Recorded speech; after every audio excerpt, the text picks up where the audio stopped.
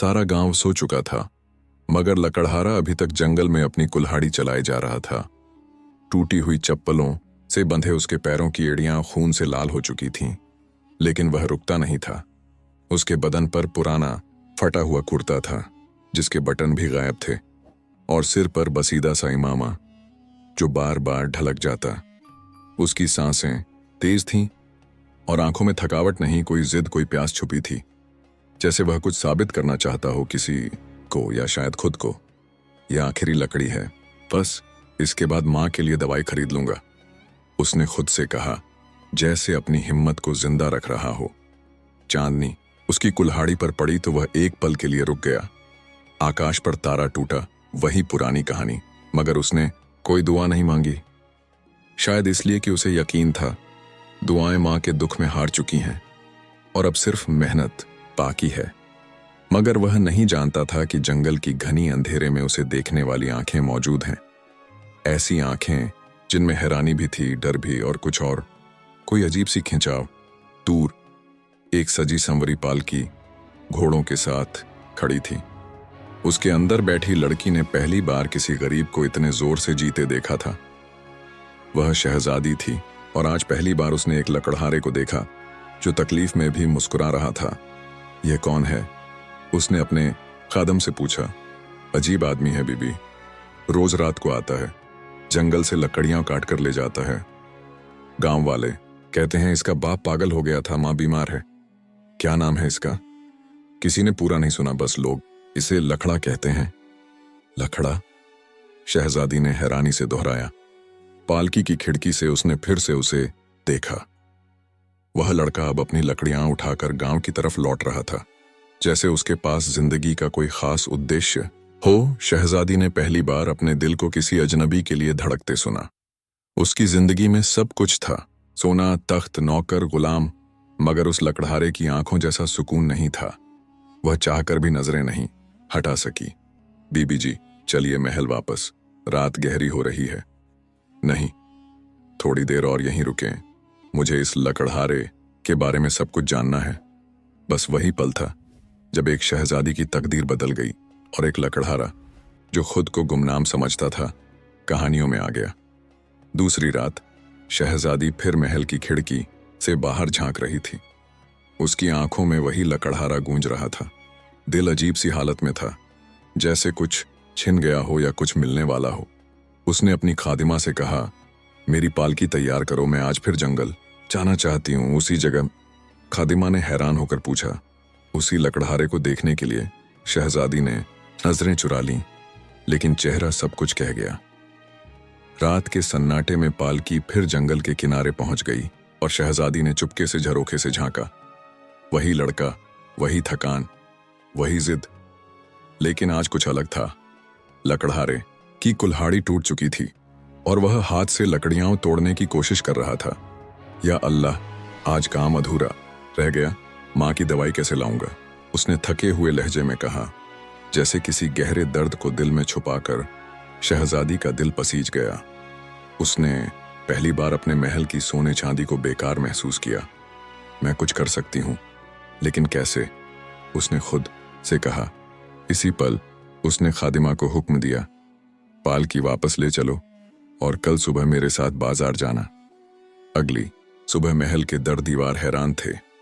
शहजादी ने महल के खजानची से सोना निकलवाया, दवाई खरीदी और कुछ कपड़े, फिर चुपचाप गांव की तरफ रवाना हो गई खादिमा के साथ। दूसरी तरफ लकड़हारा बीमार मां के पास बैठा था। मां, माफ करना, आज दवाई नहीं ला सका, कल फिर कोशिश करूंगा। मां ने उसका माथा चूमा। बेटा, तुम मेरी दुआ हो, दवाई न सही, तुम्हारी मौजूदगी ही काफी है। तभी दरवाजे पर दस्तक हुई। लकड़हारा चौंक गया। दरवाजा खोला तो सामने वही खादिमा खड़ी थी जिसके बारे में उसने रात को पालकी के पास देखा था। हाथ में दवाई थी और साथ में एक थैली जिसमें कुछ कपड़े और रोटियां थीं।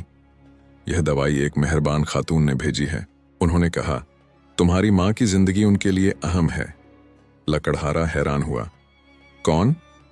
बस एक बेटी जैसी बीबी जो दूर से तुम्हें देखती है। उसके होठों पर हल्की सी मुस्कान आई, लेकिन कुछ कह ना सका। दिल में कुछ अजीब सा जज्बा जागा, जैसे कोई अजनबी रिश्ता बन रहा हो। उसी रात शहजादी ने पहली बार दुआ मांगी, उसके लिए जिसका नाम तक नहीं जानती थी। उधर लकड़हारा पहली बार रात को जल्दी सोया, दिल में एक अजीब सी सुकून भरी उम्मीद के साथ। मगर किस्मत को यह खामोशी ज्यादा देर मंजूर नहीं थी। अगली सुबह गांव में एक नया हुक्म आया। बादशाह सलामत की शहजादी के लिए रिश्ता लाया जा रहा है।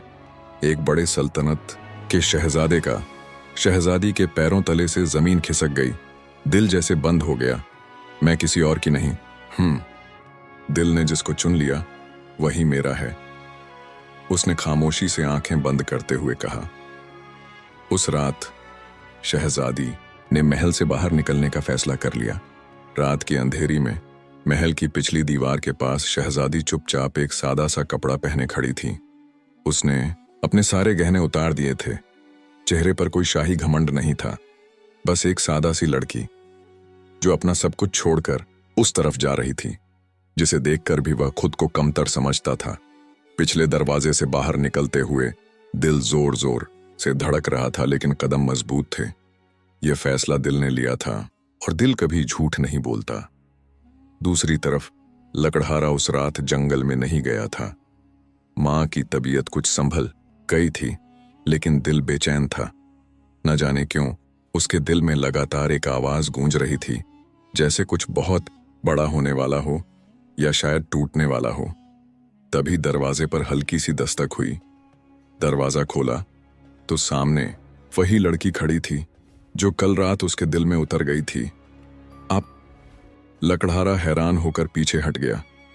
हाँ, मैं वही जिसने तुम्हें पहली बार चांदनी में काम करते देखा था, जिसने तुम्हें दुआ बनते हुए महसूस किया और जिसका दिल तुम्हारे कदमों में आ गिरा बिना तुम्हें पता चले। लकड़हारा सांस लेना भूल गया। मगर आप तो शहजादी हैं और मैं। उसके होंठों पर तंज नहीं, सिर्फ दुख था। तुम वही हो जिसे मैं दिल से चाहती हूं। अगर तुम न चाहो तो मैं लौट जाऊंगी, मगर झूठ बोलकर जीने से बेहतर है सच के साथ मर जाना। कुछ पल खामोशी में गुजरे, फिर लकड़हारे ने अपनी मां की तरफ देखा, जो दरवाजे के पीछे यह सब सुन रही थी। उसके चेहरे पर आंसू थे और मुस्कान भी। बेटा, अगर तुमने मोहब्बत का हक पहचान लिया तो ये दौलत दुनिया की हर शहजादी से बढ़कर है। लकड़हारे ने धीरे से शहजादी की तरफ हाथ बढ़ाया। अगर तुम मेरे साथ लकड़ियां काटने, गांव की धूल में चलने और सच्चाई के साथ जीने को तैयार हो तो मेरी दुनिया तुम्हारी है। शहजादी की आंखों से आंसू बह निकले। उसने हाथ थाम लिया, मगर महल खाली नहीं बैठा था। जब सुबह बादशाह को पता चला कि शहजादी फरार हो चुकी है तो सारा लश्कर उसकी तलाश में निकल पड़ा। आखिरकार वे दोनों एक पुराने मजार पर छिप गए। दिन गुजरते गए, गांव वालों को सच पता चला तो वे हैरान रह गए, मगर उन्होंने मोहब्बत को सलाम करना शुरू कर दिया। महल ने शहजादी को गुनहगार ठहराया और लकड़हारे को बागी।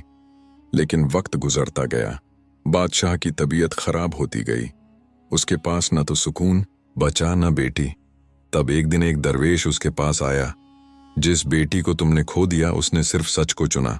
जो बादशाह बनकर न समझ सका वह लकड़हारा बनकर समझ गया। बादशाह रो पड़ा। उसने लश्कर को वापस बुलाया और गांव जाकर माफी मांगी। जब शहजादी और लकड़हारा वापस महल लाए गए तो कोई जश्न नहीं हुआ, बस एक सन्नाटा और फिर एक छोटा सा निकाह, दरवेश की मौजूदगी में। किसी बादशाही कपड़े में नहीं, किसी सुनहरे ताज के नीचे नहीं, बल्कि एक सादा चादर के साए में दो दिलों का मिलन हुआ। लकड़हारा आज भी लकड़ियां काटता, लेकिन अब उसके साथ एक लड़की भी है जो चांदनी में उसकी कुल्हाड़ी की चमक को मोहब्बत की रोशनी समझती है। और लोग कहते हैं कभी कभी लकड़हारे भी शहजादे बन जाते हैं, सिर्फ ताज नहीं पहनते, दिल पर राज करते हैं।